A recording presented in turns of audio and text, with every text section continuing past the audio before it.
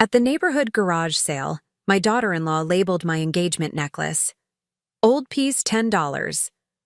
When I revealed the story behind the necklace, she begged for forgiveness on her knees. "I'm glad to have you here. Follow my story until the end and comment the city you're watching from so I can see how far my story has reached." I never thought a small white sticker could shatter my heart. $10, old piece. Those 4 words, scribbled in my daughter-in-law's handwriting, were attached to my engagement necklace, the one my George had placed around my neck 40 years ago. It was a crisp Saturday morning, and I had decided to walk through the neighborhood garage sale that Olivia had organized in our front yard. At 65, I still enjoyed these community events, the familiar faces of neighbors browsing through items while sharing stories and laughter. I hadn't planned on helping with the sale. Olivia had made it clear that she didn't need my assistance when she announced her plans at dinner last week. "I've got everything under control, Martha," she had said with that dismissive wave of her hand.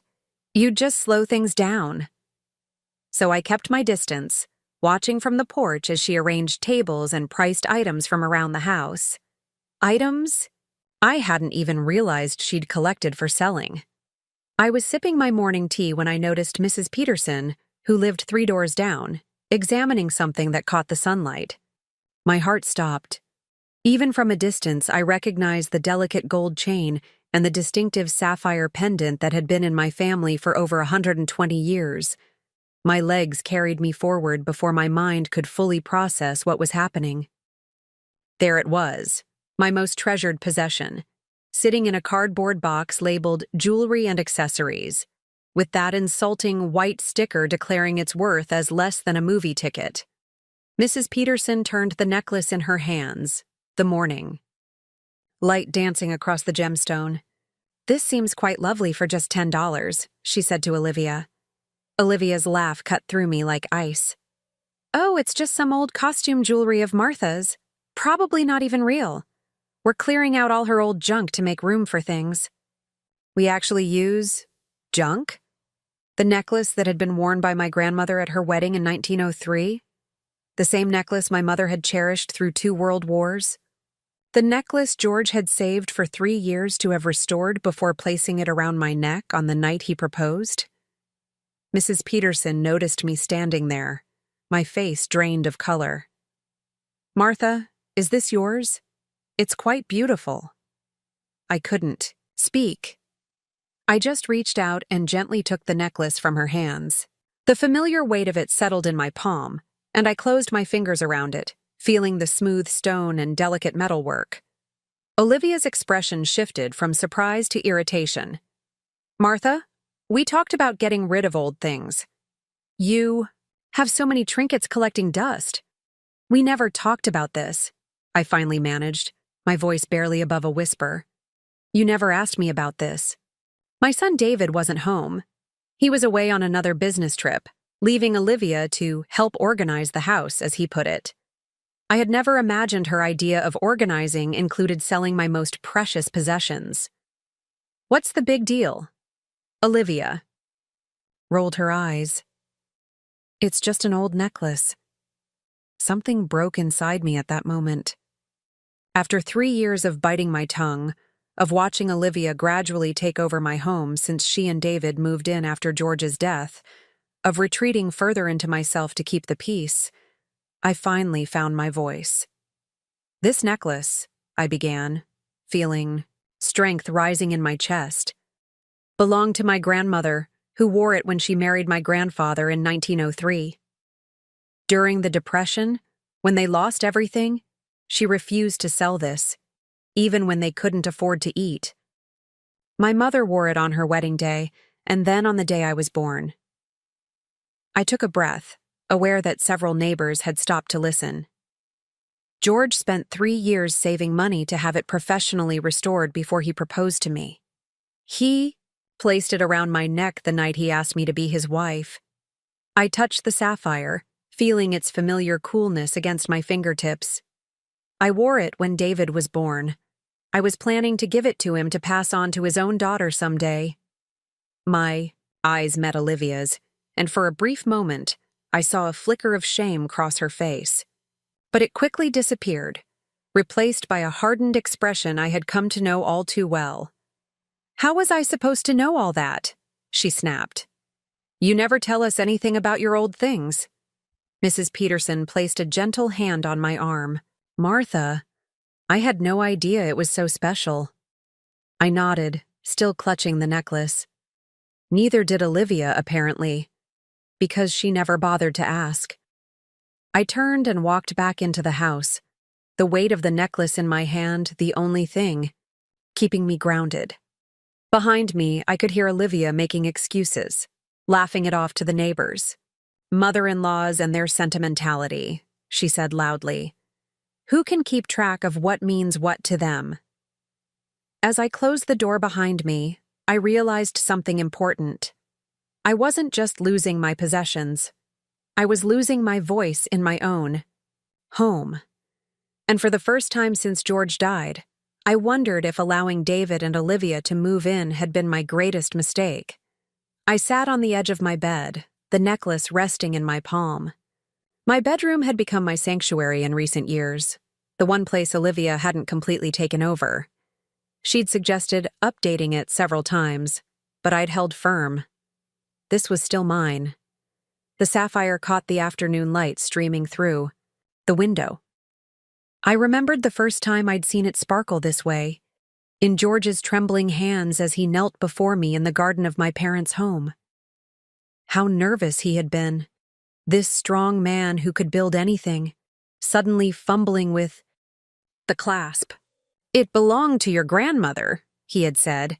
"Your mother thought you should have it now. I had it restored." I traced the delicate gold filigree surrounding the stone. The craftsmanship was exquisite, something no $10 garage sale sticker could ever reflect. A knock on the door pulled me from my memories. "Mom?"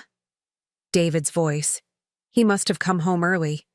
"Come in," I said, quickly wiping away tears I hadn't realized were falling. My son's tall frame filled the doorway. At 42, he looked so much like his father, the same broad shoulders, the same kind eyes. But lately, I'd noticed a hesitation in him when he spoke to me, as if he was constantly mediating between his wife and his mother. "Olivia told me what happened," he began, sitting beside me on the bed. "She feels terrible." I doubted that very much, but I kept the thought to myself. "She didn't know the necklace was important," he continued. "You have so many things, Mom. How was she supposed to know?" "She could have asked me," I said quietly. "That's typically what people do before they sell someone else's possessions." David sighed, running a hand through his hair, just like George used to do when he was troubled.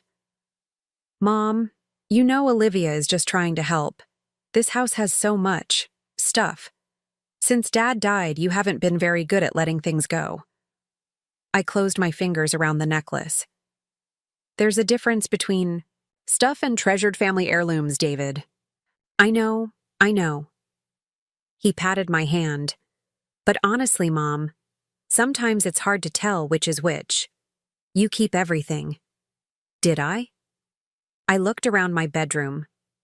Yes, there were photographs on every surface, books that George and I had read together, the quilt my mother had made for my wedding. But these weren't just things.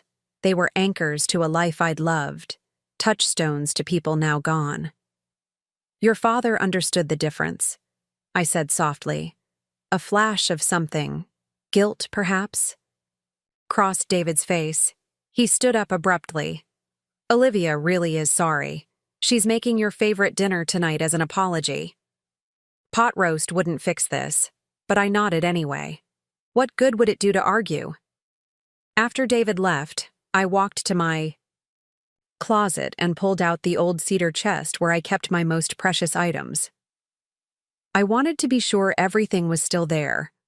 The letters George had written me during our courtship, my parents' wedding album, the silver baby rattle that had been David's. As I sorted through the contents, a cold realization washed over me. Several items were missing. My mother's cameo brooch, the pearl earrings George had given me for our 25th anniversary, and the small music box that played Claire de Lune that had sat on my bedside table for decades. I hadn't noticed them gone, because I didn't wear jewelry often since George's passing. But now, looking at the empty spaces in my jewelry box, dread pooled in my stomach. Had these pieces also ended up in Olivia's garage sale? Or had they disappeared earlier, sold without my knowledge? When I came downstairs for dinner that evening, Olivia was all smiles and saccharine sweetness. "Martha, I feel just awful about today," she said, placing the pot roast on the table with flourish. "I had no idea that old necklace meant so much to you." I noticed she still couldn't bring herself to acknowledge its actual value. It was still just an old necklace to her. "There are many things in this house that mean something to me, Olivia," I said, taking my seat. "Things that have been disappearing lately." David shot me a warning look. "Mom, let's not ruin dinner," Olivia apologized. "Actually," I continued, ignoring him, "I've noticed several pieces of my jewelry are missing. My mother's cameo brooch, for instance. And the pearl earrings your father gave me for our anniversary." Olivia's smile faltered. "I haven't seen those. Perhaps you misplaced them?" "I've kept them in the same jewelry box for 40 years. David cleared his throat. "Mom, you've been forgetful lately. Remember when you couldn't find your reading glasses and they were on top of your head?" That wasn't the same thing at all, and he knew it. But the implication was clear. If items were missing, the problem was my memory, not Olivia's actions. "I'm not imagining this, David." An uncomfortable silence fell over the table. David served the pot roast while Olivia poured the wine with hands that trembled slightly. I noticed her exchange a quick glance with my son, a look I couldn't quite decipher. Later that night, as I prepared for bed, I heard them arguing in hushed tones down the hall.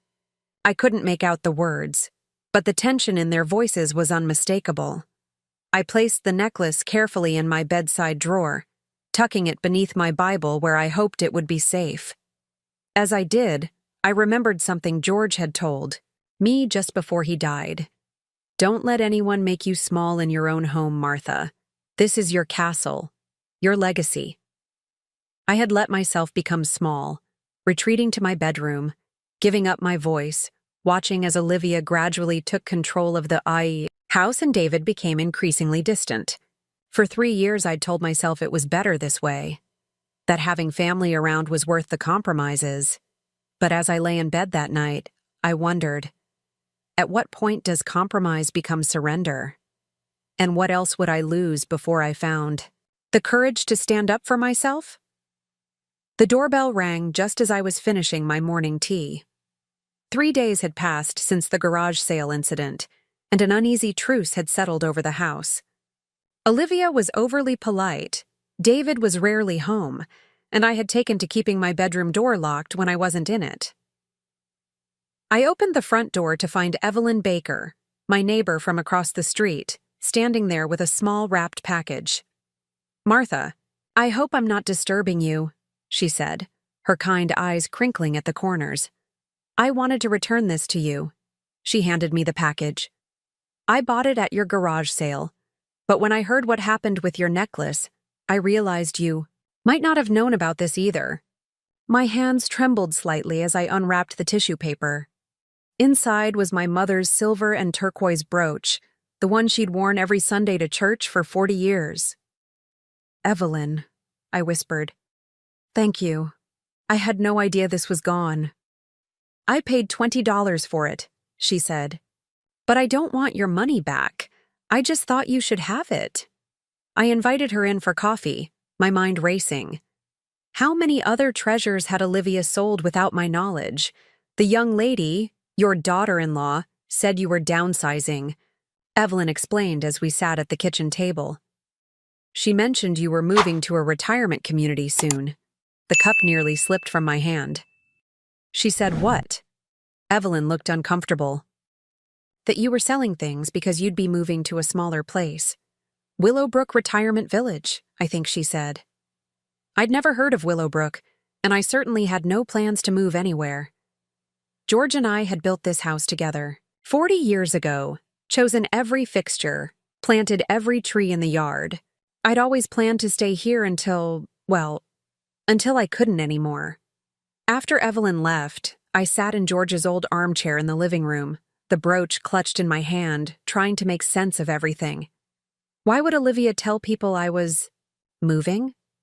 What else had she been saying or selling behind my back? I waited until I heard Olivia leave for her yoga class before I began my search. I started in the attic, where most of our family heirlooms were stored. As I suspected, several boxes were missing, the ones containing George's collection of vintage watches, my grandmother's hand-painted china, and the silver serving pieces we'd received as wedding gifts. Next, I checked the garage, looking through the boxes left over from the sale. Most contained genuinely unimportant items: old magazines, outdated kitchen gadgets, clothes that no longer fit. But in a small box near the back wall, I found something that made my blood run cold. It was a printed list titled Martha's Items. For sale, in Olivia's handwriting. The list included things that had already been sold at the garage sale, with prices and the names of buyers. But more disturbing was the second page labeled for online auction, which included my diamond tennis bracelet, listed as vintage costume jewelry, George's grandfather's pocket watch, antique timepiece, minor repairs needed, and several other valuable family pieces. I took the list to my bedroom and closed the door, my heart pounding. This wasn't just thoughtlessness. It was deliberate. Olivia was systematically selling off my possessions while telling the neighborhood I was moving to a retirement home. I was still sitting there, trying to decide what to do, when I heard David's car pull into the driveway. He wasn't supposed to be home until evening. I tucked the list into my sweater pocket and went downstairs. He was in the kitchen, pouring himself a glass of water, his face drawn and tired. "You're home early," I said. "Meeting got canceled." He leaned against the counter, not quite meeting, my eyes. "Mom, we need to talk." Something in his tone made me wary. "About what?" He sighed. "Olivia thinks, we both think, it might be time to consider some changes." "What kind of changes?" But I already knew. "You're getting older, Mom. This house is too big for you to manage alone. And honestly, having 3 adults under one roof isn't working as well as we'd hoped." "I see," I said carefully. "And who would stay in the house? You and Olivia?" He had the grace to look embarrassed. "It would make sense. We're starting a family and—" "You're what?" This was the first I'd heard of a grandchild. David's cheeks reddened. "Olivia's not pregnant yet, but we're trying. And when it happens, we'll need the space. So I should leave my home, the home your father and I built, because you might have a baby someday?" "Don't put it like that," he said, frustrated. "We're trying to think about what's best for everyone. Willowbrook is a really nice place." There it was, Willowbrook, the place Olivia had already been telling neighbors I was moving to. "I'm not going anywhere, David." I pulled the list from my pocket and set it on the counter. "And I think you need to see this." His eyes scanned the paper, confusion turning to disbelief. "What is this?" "A list of my possessions that your wife has been selling without my knowledge. Some at the garage sale, others planned for online auctions." "That can't be right," he started, but I could see doubt creeping into his expression. "Evelyn Baker returned my mother's brooch to me today. Olivia sold it to her for $20. She also told Evelyn I was moving to Willowbrook soon." David shook his head. "There must be some misunderstanding." "Is it a misunderstanding that my diamond bracelet is missing? Or your great-grandfather's pocket watch? Are those things I simply misplaced, like you suggested about my pearl earrings?" He ran his hand through his hair, a gesture so like his father's that it made my heart ache. "I'll talk to Olivia." "You do that," I said, taking back the list. "And while you're at it, ask her why she's been telling people I'm moving when no one ever discussed this with me." After David left the room, I returned to my bedroom, emotionally exhausted. I sat on the edge of my bed and opened the drawer where I'd hidden my necklace beneath the Bible. It was gone. Panic surged through me as I emptied the drawer, searching frantically through every item. But there was no denying it. The necklace had vanished. Again. Just then, my phone buzzed with a text from Margaret, my oldest friend. It was a link to an online auction site with a message. "Martha, isn't this yours?" Spotted it while looking for vintage jewelry. I clicked the link, and there it was, my engagement necklace, photographed on a white background, described as antique sapphire and diamond pendant, circa 1900. The listing had been posted by a seller called Olivia's Treasures. I stared at my phone screen until it went dark, my hands shaking so badly I could barely hold it. Olivia's Treasures. There was no mistaking who had taken my necklace from my drawer and listed it for sale. Before I could even process what I was seeing, I heard the front door open, followed by Olivia's voice chatting animatedly on the phone. She was home from yoga class. Something in me snapped. All the hurt, all the betrayal, all the quiet compromises I'd made over the past 3 years crystallized into a single burning conviction. Enough was enough. I marched downstairs, still clutching my phone. Olivia was in the kitchen, setting down her yoga mat and water bottle. She looked up, her practiced smile faltering when she saw my expression. "Martha, is everything okay?" I held up my phone, showing her the auction listing. "You tell me." Her face went through a series of expressions: surprise, guilt, and finally, defiance. She ended her call abruptly. "You went through my things?" she asked, trying to turn the tables. "No, Olivia. You went through mine. You took my necklace from my bedroom drawer and listed it for sale online." She crossed her arms. "You don't use it. It was just sitting there collecting dust." "It was in my drawer, under my Bible," I said, my voice dangerously calm. "You had to search for it." "David and I were discussing downsizing your things," she said, as if this explained everything. "You have so much stuff, Martha. It's not healthy." "So you decided to steal my possessions and sell them? After I explicitly told you how important that necklace is to me?" She sighed dramatically. "You're overreacting. It's just old jewelry. It's my history. My family's history." I took a step closer to her. "And you have no right to take it from me." Olivia's eyes narrowed. "This house is too full of the past. Too full of George. David can't even breathe in here sometimes because everything reminds him of his father." "Did David tell you that?" I asked, though I already knew the answer. "He doesn't have to. I see how he looks at all these relics. They're holding everyone back." "They're not holding anyone back. They're reminders of love, of family." She laughed, a cold sound that echoed in the kitchen. "Family? Is that what you call it? Do you know what it's like living in the shadow of St. George and Perfect Martha? The couple who had the ideal marriage, the perfect love story." I was stunned into silence.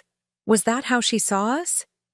"David feels like he can never measure up," she continued, her voice rising.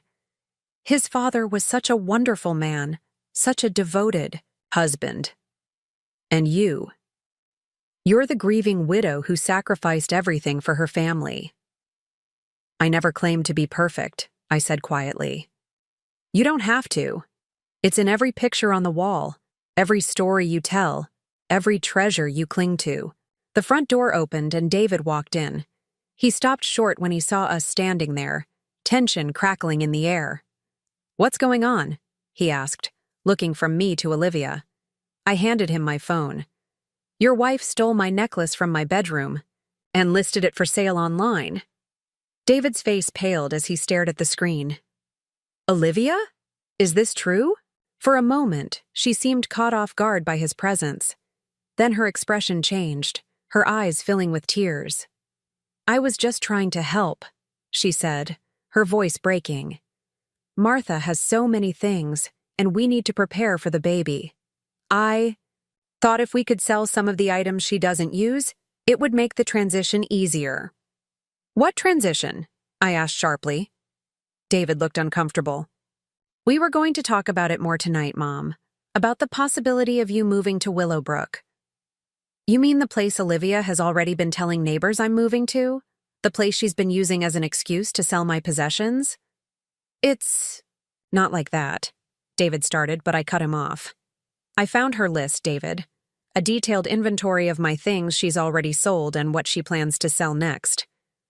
I watched my son's face as he struggled to reconcile his wife's actions with the excuses he'd been making for her. For the first time, doubt flickered in his eyes.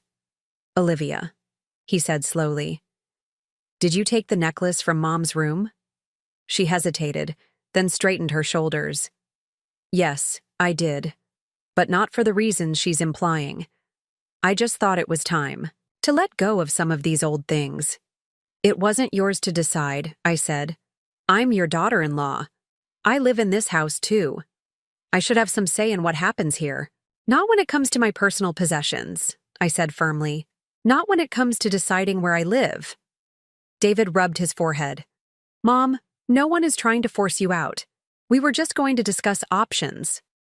While Olivia was already selling my things and telling the neighborhood I was moving, I shook my head. That doesn't sound like a discussion to me. It sounds like a decision you two already made. Olivia stepped closer to David, placing her hand on his arm. I was trying to help organize things. Your mother keeps everything, David. The house is cluttered with the past.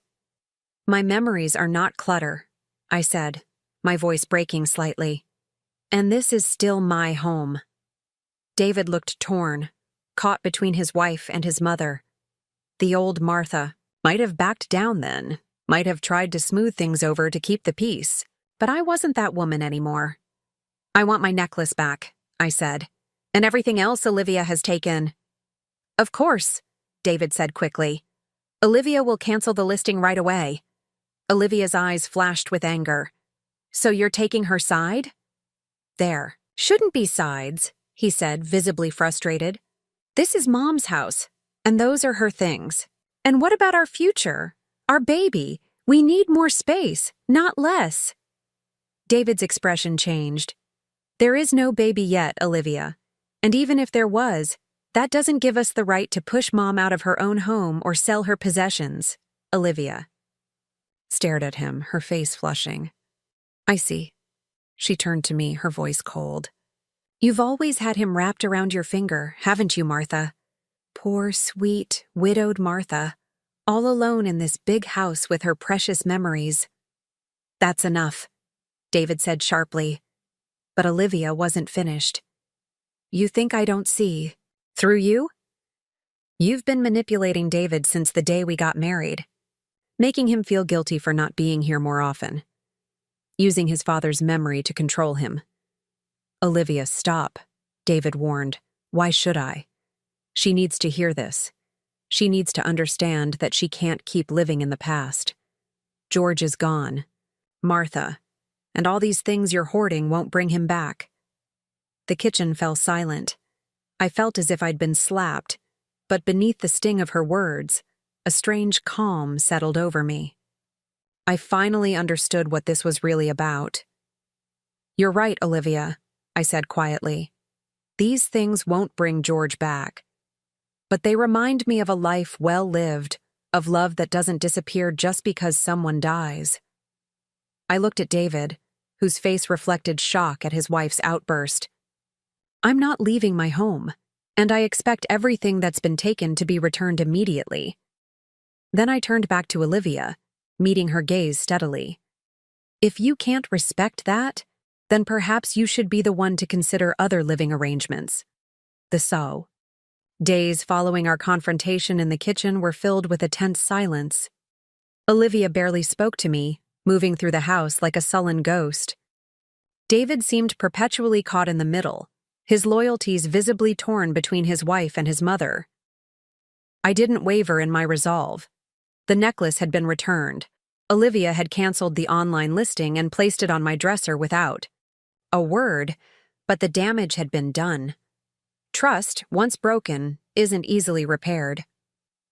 On a rainy Tuesday morning, I sat at the kitchen table with my untouched coffee, watching droplets race down the window pane.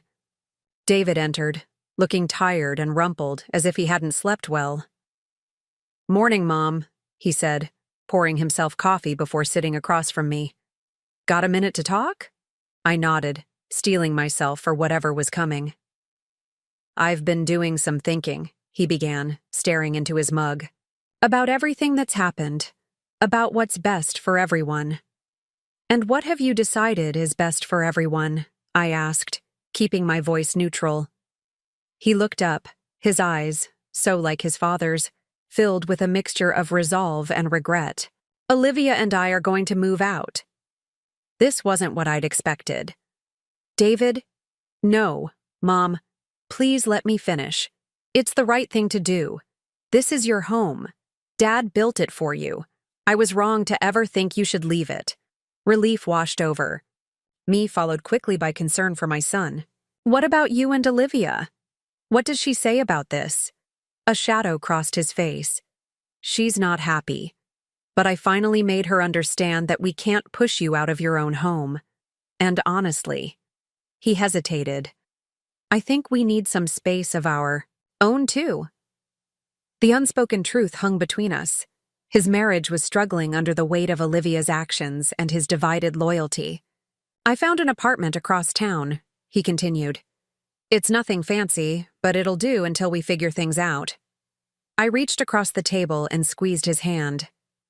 "I never wanted to come between you and Olivia." "You didn't," he said firmly. "Olivia's choices did that. I just didn't want to see it at first." We talked for nearly an hour, really talked, in a way we hadn't since before George died.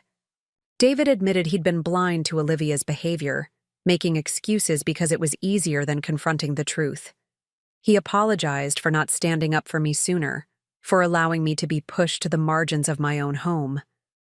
"Dad would be ashamed of me," he said at one point, his voice breaking. "No," I said gently.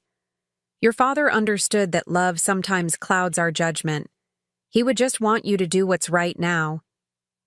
Later that afternoon, as I was tending to the roses George and I had planted years ago, Olivia approached me in the garden. She stood awkwardly, arms crossed, her usually perfect appearance slightly disheveled. "David says we're moving out by the end of the week," she said without preamble. I straightened up, brushing soil from my gardening gloves. "Yes, he told me this morning." "You must be happy," she said bitterly. "You won." "This isn't about winning or losing, Olivia, isn't it? You get to keep your precious house and all your precious memories, and I'm the villain who tried to take it all away." I sighed, suddenly tired of the antagonism. "I never saw you as a villain. I just wanted respect in my own home." "Respect?" she scoffed. "What about respect for the living? For the future? This whole house is a shrine to the past, to George." There it was again. The resentment of a man she'd never even met. George had died a year before she and David married. "George was my husband for 40 years, I said quietly. "He's part of who I am. I won't apologize for keeping his memory alive." "And what about David? Doesn't he deserve a wife who isn't constantly compared to some idealized memory of his parents' perfect marriage?" I studied her face, seeing beyond the anger to the insecurity beneath. "Is that what you think happens? That I compare you to my marriage with George?" She looked away. "Everyone does. Martha and George were so in love. Martha and George never argued. Martha and George built this house with their own hands. How am I supposed to compete with a ghost?" For the first time, I felt a flicker of sympathy for my daughter-in-law. "Marriage isn't a competition, Olivia. And for what it's worth, George and I argued plenty. We struggled, we compromised. Not according to the stories David tells. According to him, you two were perfect." I smiled sadly. "Memory is kind that way. It softens the rough edges. Olivia was quiet for a moment, then asked, "Did you ever think about moving on? After George died?" The question caught me off guard. Moving on? Dating. Finding someone new. I shook my head. I had 40 wonderful years with the love of my life. I'm content with my memories. See, that's what I don't understand, she said, frustration edging her voice. How can memories be enough? They're not real. They're just echoes. They're real to me, I said simply. They're part of what makes me who I am today. She stared at me for a long moment, as if trying to understand something fundamentally foreign to her. Then she shrugged. Well, you'll have your house to yourself again soon. You can fill it with as many memories as you want. As she turned to leave, I called after her. Olivia. She paused. I hope you and David find happiness in your new place. And I hope someday you'll understand that there's room in life for both the past and the future. She didn't respond, just continued walking toward the house. The next few days passed in a flurry of boxes and packing tape. I stayed out of the way as David and Olivia prepared for their move, offering help only when asked. Most of the furniture was mine, so they were primarily packing personal belongings and kitchen items they'd accumulated during their time here. On their last evening in the house, David knocked on my bedroom door. When I opened it, he was holding a small box. I found these in Olivia's closet, he said, handing it to me. I think they belong to you. Inside were my missing pearl earrings, my mother's cameo brooch that Evelyn had returned, and several other pieces of jewelry I'd thought were lost forever. Thank you, I said, touched by his honesty. He shifted uncomfortably. There's something else. From his pocket, he pulled out a piece of paper and handed it to me. It was a receipt from a pawn shop, dated 3 months earlier, listing several items including gold pocket watch and diamond tennis bracelet. I'm so sorry, Mom, he said, his voice thick with emotion. I didn't know. I'll try to get them back, I promise. I folded the receipt and handed it back to him. Some things can't be recovered, David, but I appreciate you telling me the truth. He nodded, blinking back tears. I've been such a fool. We all make mistakes, I said gently. What matters is how we make them right. Later that night, as I lay in bed listening to the quiet sounds of an emptying house, my thoughts turned to George. What would he think of all this? Of the woman I'd become in his absence? Of the stand I'd finally taken? I could almost hear his voice. It's about time, Martha. It's about time. The Price of Memories. Chapter 6. The reconstruction, 1 year can change everything. It's been exactly 12 months since David and Olivia moved out of my house. 12 months of reclaiming spaces and rebuilding boundaries. 12 months of rediscovering.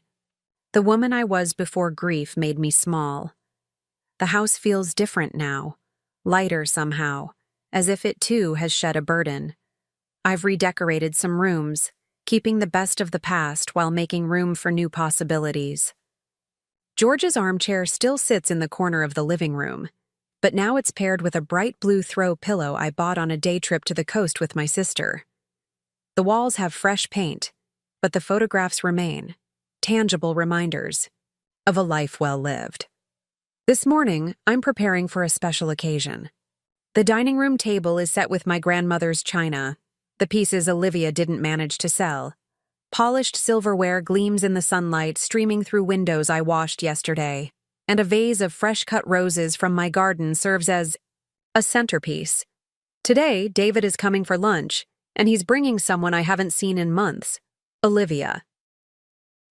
Their separation wasn't easy. For a while, David called every day, his voice strained as he navigated life apart from his wife. They tried counseling, took a break, and somehow found their way back to each other. Olivia got a job at an art gallery, started therapy, and according to David, has been working hard to understand why she felt so threatened by memories and sentimental objects. I'm not naive enough to believe people change completely, but I've lived long enough to know that growth is possible when we're willing to face our failures. The doorbell rings precisely at noon. I smooth my dress, a new one I bought specifically for today, and open the door. David stands there, looking more at peace than I've seen him in years. Beside him is Olivia, holding a small wrapped package, her expression a mixture of nervousness and determination. "Mom," David says, leaning in to kiss my cheek. "You look wonderful." "Thank you both for coming," I say, stepping back to let them enter. The initial moments are awkward, filled with careful politeness and cautious smiles. We make small talk about the weather, David's work, the renovations I've made to the house. Gradually, the tension eases as we settle into the dining room and share the meal I've prepared. Over dessert, George's favorite apple pie made from his mother's recipe, Olivia clears her throat. "Martha," she begins, her voice steadier than I expected. "I owe you an apology, a real one this time." David reaches for her hand, a gesture of support. "What I did, selling your things, trying to push you out of your home, it was wrong, inexcusable." She takes a deep breath. "I've spent a lot of time in therapy trying to understand why I did it." I set down my fork, giving her my full attention. "I was jealous," she admits, "of your marriage, of your history, of the place you held in David's heart. I felt like I was competing with ghosts I could never beat. I never intended to make you feel that way," I say softly. "I know that now, but back then I couldn't see past my own insecurities." She glances at David. "I almost lost everything that mattered because I couldn't accept that the past is part of who we are." David squeezes her hand. "We've both learned a lot this year." Olivia reaches for the package she brought and slides it across the table to me. "This isn't a way to buy forgiveness. I know it doesn't work that way. But I wanted you to have this." Unwrap it carefully, unsure what to expect. Inside is a small wooden shadow box. Behind the glass lies George's pocket watch, the one I thought was lost forever when Olivia pawned it. "David found the pawn shop receipt," she explains. "But when we went back, they'd already sold it. I spent months tracking it down through online forums and collector groups." My fingers trace the glass covering the watch face. It had belonged to George's grandfather, passed down through generations. The fact that she went to such lengths to recover it speaks volumes. "Thank you," I say, emotion making my voice thick. "This means a great deal to me." "There's something else," David says, reaching into his jacket pocket. He hands me a small velvet box. Inside is my sapphire engagement necklace, but it's been altered. Now, attached to the chain near the clasp, is a delicate gold charm shaped like a rose. "We wanted to add something new to symbolize a fresh start," David explains. "The rose is for your garden, for the new life you've been nurturing this past year." Tears prick at my eyes as I lift the necklace. "It's beautiful. I hope it's okay that we modified it," Olivia says, uncertainty in her voice. "I know how important the original piece is to you." "It's more than okay," I assure her. "It's perfect." And it is. The necklace now represents not just my past with George, but my journey forward, a journey that has made me stronger, more confident in my own voice. After lunch, we move to the living room for coffee. The conversation flows more easily now, the worst of the tension broken. Olivia asks about my local history class, a new venture I started 6 months ago at the community center, sharing stories of our town's past with eager students. "I'd like to come sometime," she says, and I believe she means it. As they prepare to leave a few hours later, I walk them to the door. On the porch, Olivia hesitates, then asks, "Would it be all right if we came for dinner next Sunday? There's something we'd like to discuss with you." David smiles. "It's good news, Mom. Really good news." I think I know what they want to tell me, have noticed the subtle changes in Olivia's appearance and the protective way David has been watching her all afternoon. I'd like that very much, I say. After they drive away, I return to the living room and sit in George's chair, the necklace still in my hands. I fasten it around my neck, feeling the weight of the pendant rest against my collarbone. Familiar, yet different with the addition of the rose charm. On the wall across from me hangs a new addition to the room, a shadow box display I created myself. Inside is the $10 price tag Olivia once placed on my necklace. Next to it is a handwritten card that reads, "Some things have no price. Their value lies in the stories they tell and the memories they hold." It serves as a reminder of how far we've all come. Later that evening, as twilight softens the edges of the garden George and I planted together, I sit on the porch swing with a cup of tea. A young couple has just moved in across the street, and the woman waves when she sees me looking. I wave back, thinking I should take them some of my rosemary bread as a welcome gift tomorrow. My fingers touch the sapphire pendant at my throat, then move to the small gold rose beside it. The past and the present, side by side. Not competing, but complementing each other. This is what I've learned over the past year. Memories are not meant to be locked away like museum pieces, nor should they be discarded as irrelevant. They are meant to be touchstones, guiding us forward while honoring where we've been. A light breeze rustles the roses, carrying their sweet scent across the yard. Somewhere in that gentle wind, I feel George's presence, not as a ghost I'm clinging to, but as part of the foundation that makes me who I am. "I'm doing well, my love," I whisper to the evening air. Better than I ever imagined. And for the first time in years, I truly believe it.